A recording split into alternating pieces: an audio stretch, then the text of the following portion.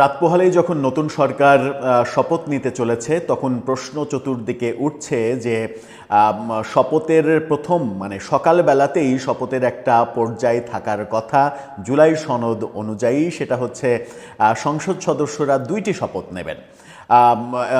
সংসদ সদস্য হিসেবে শপথ নেবেন এবং সাংবিধানিক পরিষদের সদস্য হিসেবে শপথ নেবেন এবং 180 দিন তারা জুলাই সনদ বাস্তবায়নের জন্য উঠে পড়ে লাগবেন। যদি না পারেন তাহলে মানে 290 দিনের মধ্যে অটোমেটিকলি জুলাই সনদ সংবিধানে অন্তর্ভুক্ত হয়ে যাবে। এরকম হাস্যকর ব্যাপার জুলাই সনদে লিখে গিয়েছেন প্রফেসর আলী রিয়াজ।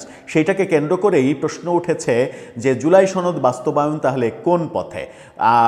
আমরা রাত পোহালেই কি সংসদ সদস্যদের 2টা শপথ দেখছি?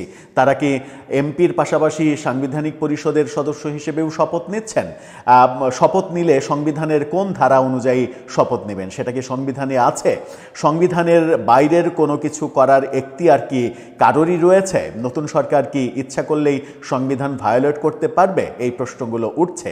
আর এই প্রশ্নগুলো যখন উঠছে তখন কি জবাব দিচ্ছেন বিএনপি নেতা, বিএনপির খুবই ডাকসাইটের নেতা এবং ভাবা হচ্ছে বিএনপির পরবর্তী মহাসচিব সালাউদ্দিন আহমেদ, তিনি কি বলছেন? তার কথাতে কি এরকমটা মনে হচ্ছে যে জুলাই সনদ শুরুতেই বড় ধাক্কা খেলো এবং এই সনদ বাস্তবায়নের মানে কোনো রকমের কোনো সম্ভাবনা থাকছে না? চলুন আলোচনা করে দেখি এই ভিডিওতে কি হতে চলেছে আদৌ। থাকবেন পলিটিক্স টিভির। 2টি শপথ নেবে কিনা জুলাই সনদে প্রফেসর আলী রিয়াজ সেটা লিখে গিয়েছেন।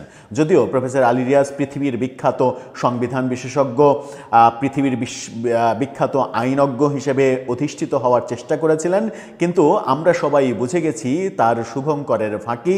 তিনি সংবিধান বিরোধী অনেক কিছুই এখানে লিখে যাওয়ার চেষ্টা করেছেন, যেমন সাংবিধানিক পরিষদ হিসেবে শপথ নেয়া।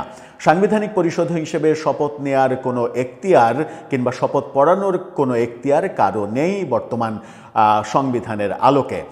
সালাউদ্দিন আহমেদ কি বলছেন চলুন তাকে নিয়ে খবরটা দেখে নিই। প্রথম আলো তাকে নিয়ে খুবই গুরুত্বপূর্ণ একটা নিউজ করেছে। সেখানে বলা হচ্ছে, সংবিধান সংস্কার পরিষদের শপথ নিয়ে সালাউদ্দিন বললেন, এতগুলো হয়ের পরে হলে হতে পারে।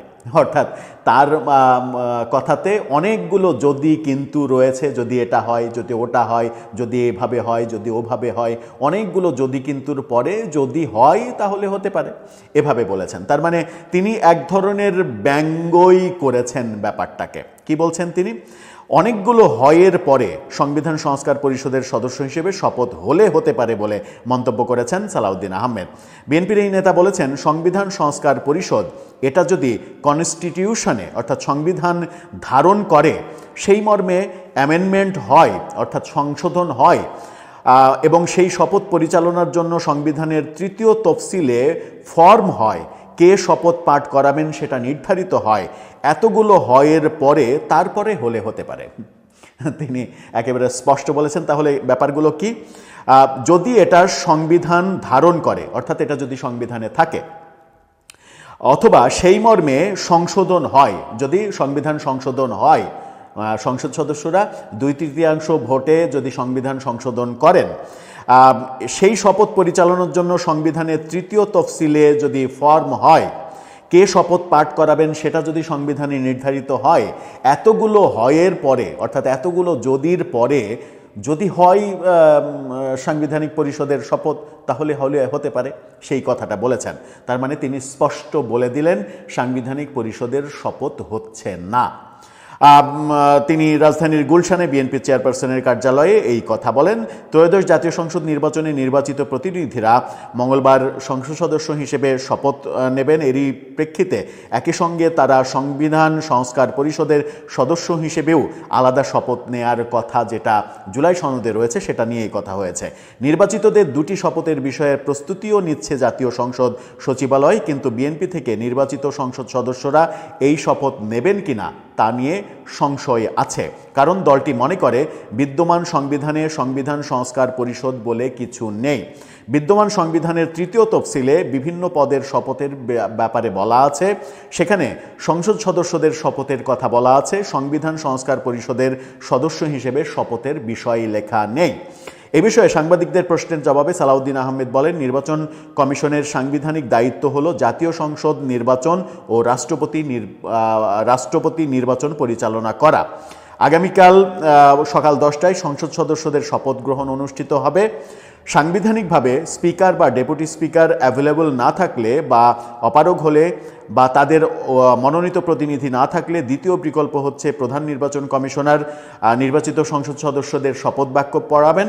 সেই হিসেবে সকাল 10টায় প্রধান নির্বাচন কমিশনার শপথ বাক্য পাঠ করাবেন, এটা তার সাংবিধানিক এখতিয়ার।